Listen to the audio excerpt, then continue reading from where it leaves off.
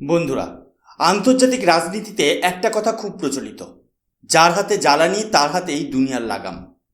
বছরের পর বছর ধরে ভারত এই লাগামটা তুলে দিয়েছিল মধ্যপ্রাচ্যের দেশগুলোর হাতে। কিন্তু 2026 সালে দাঁড়িয়ে ভারত সরকার এমন এক চেস গেম শুরু করেছে যা গালফ দেশগুলোর একচেটিয়া দাদাগিরির ভিত নাড়িয়ে দিয়েছে। ভারত এখন আর তেল বা গ্যাসের জন্য কারো করুণার পাত্র নয়। আমেরিকা থেকে ধেয়ে আসা 13টি এলপিজি ট্যাঙ্কার এবং আর্জেন্টিনার পাহাড়ে লুকানো গ্যাস ভাণ্ডার, এই সব কিছুর যোগফল হলো ভারতের এনার্জি ইন্ডিপেন্ডেন্স। কিন্তু কেন মোদি সরকার হঠাৎ এত আগ্রাসী? এর পেছনে কি কেবল সাপ্লাই চেন, নাকি কোনো বড় ধরনের জিওপলিটিক্যাল বদলা? আজ আমরা নিউজের ওপর তলায় নয়, গভীরে গিয়ে কাটাছেড়া করব। আমি সুশোভন, দেখছেন অদ্ভুত অথচ বাস্তব।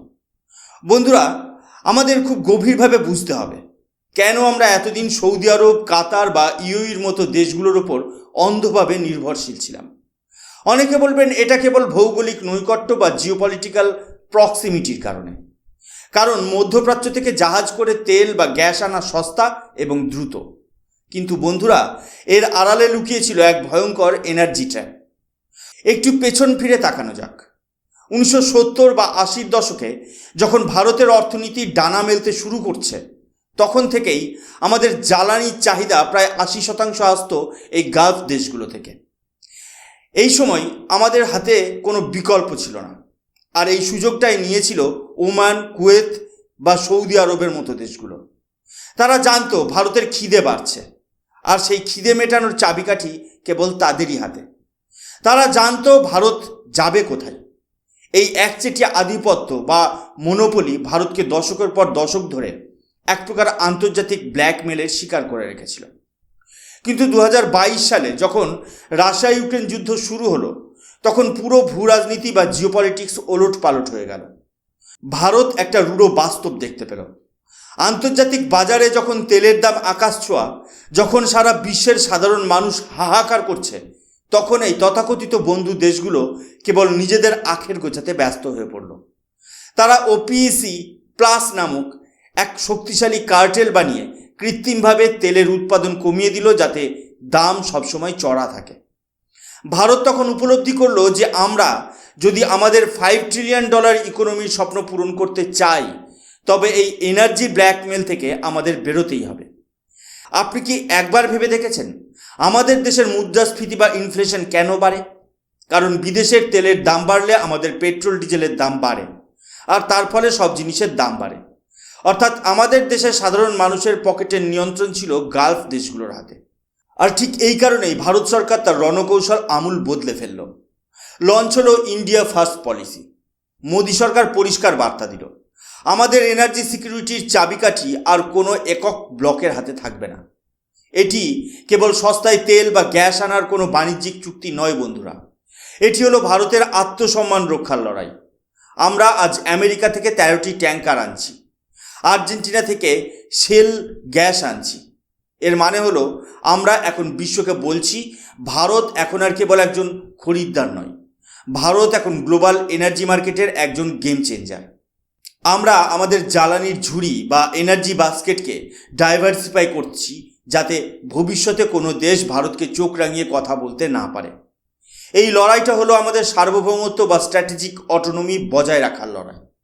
বন্ধুরা, এই অফিসিয়াল রিপোর্টটি ভালো করে দেখুন।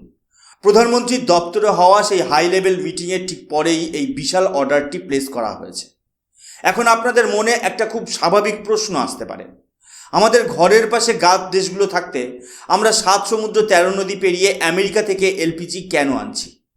এর পেছনে কি কেবল ব্যবসায়ী কারণ? না বন্ধুরা, এর পেছনে রয়েছে ভারতের এক গভীর দূরদর্শী চাল। এর প্রথম কারণ হলো প্রাইস ভোলাটিলিটি বা দামের অনিশ্চয়তা। দেখুন, গালফ সাপ্লায়াররা প্রায়ই স্পট মার্কেটে দাম বাড়িয়ে দেয়। অর্থাৎ যখনই আন্তর্জাতিক বাজারে কোনো অস্থিরতা তৈরি হয়, তারা তড়িঘড়ি দাম বাড়িয়ে নিজেদের মুনাফা লুটে নেয়। কিন্তু আমেরিকা ভারতকে দিচ্ছে লং টার্ম স্টেবিলিটি। অর্থাৎ ভারত এখন আমেরিকার সাথে এমনভাবে চুক্তিবদ্ধ হচ্ছে যাতে দামের ওঠানামা আমাদের সাধারণ মানুষের রান্নাঘরের বাজেটে খুব একটা প্রভাব ফেলতে পারবে না। এই 13টি বিশাল এলপিজি ট্যাঙ্কার যা আমেরিকার টেক্সাস বা লুইজিয়ানা বন্দর থেকে ভারতের দিকে রওনা দিয়েছে, এগুলো স্রেফ গ্যাসের চালান নয়, এটি হলো ভারতের জন্য এক অভয়বাণী। আমেরিকা যখন ভারতকে এই বিপুল পরিমাণ গ্যাস দেওয়ার গ্যারেন্টি দিচ্ছে, তখন তারা আসলে ভারতের এনার্জি সিকিউরিটিকে আন্তর্জাতিক স্তরে সার্টিফাই করছে। বন্ধুরা, এখানে একটা খুব ইন্টারেস্টিং জিওপলিটিক্যাল পয়েন্ট আছে। ভারতের এই পদক্ষেপটি সরাসরি আমাদের প্রতিবেশী দেশ চীনের গলার কাঁটা হয়ে দাঁড়িয়েছে। কেন জানেন? কারণ চীন বছরের পর বছর ধরে চেষ্টা করে আসছে যাতে ভারত কেবল গালফ দেশগুলোর উপর নির্ভরশীল থাকে। কারণ গালফ অঞ্চলে কোনো অশান্তি হলে ভারতের অর্থনীতি ধসে পড়বে। এটা ছিল চীনের একটা স্ট্র্যাটেজিক ক্যালকুলেশন। কিন্তু ভারত যখন আমেরিকার সাথে এই এনার্জি অ্যাক্সিস তৈরি করলো, তখন চীনের সেই স্বপ্ন ধুলোয় মিশে গেল।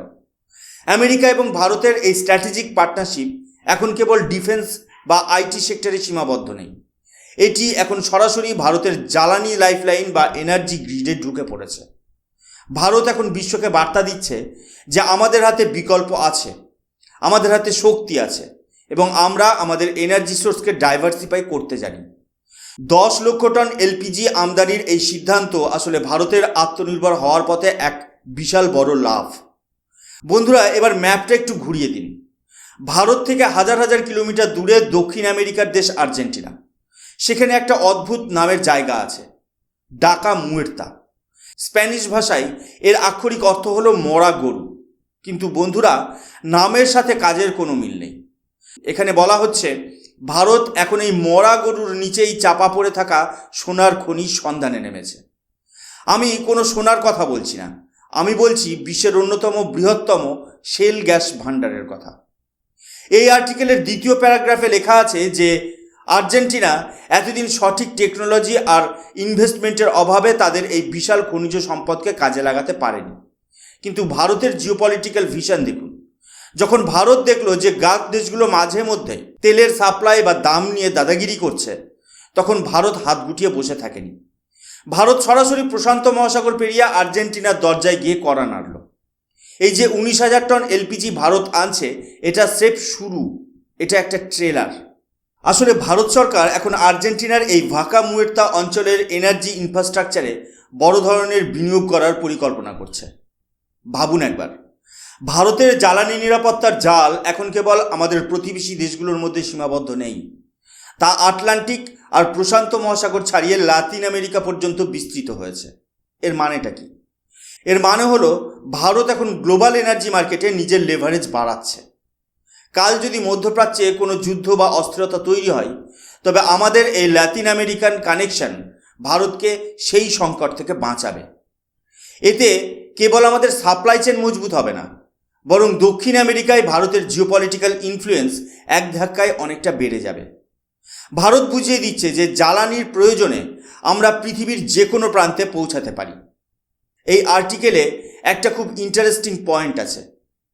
ভারতের ডিএপি সারের ইনভেন্টারি 105% বেড়েছে। কিন্তু ভাবুন তো কেন? ফার্টিলাইজার হলো সাইলেন্ট উইপেন। যদি সার না থাকে তবে চাষ হবে না, আর চাষ না হলে দেশে বিদ্রোহ শুরু হবে। শ্রীলঙ্কার অবস্থা আমরা দেখেছি। ভারত সরকার তাই রাশিয়া, বেলারুশ এবং মরক্কোর সাথে এমন এক চুক্তি করেছে যেখানে আমাদের সারের অভাব কোনোদিন হবে না। আমরা ওমান বা সৌদির ইউরিয়ার ওপর নির্ভরতা কমিয়ে দিয়েছি। কেন? কারণ ভারত চায় না আমাদের কৃষকদের ভাগ্য কোনো গালফ দেশের মর্জির ওপর নির্ভর করুক। This is proactive foreign policy. বন্ধুরা, ফিনান্সিয়াল এক্সপ্রেসের এই শেষ নিউজ আর্টিকেলটা সবচেয়ে বড় মেসেজ দিচ্ছে।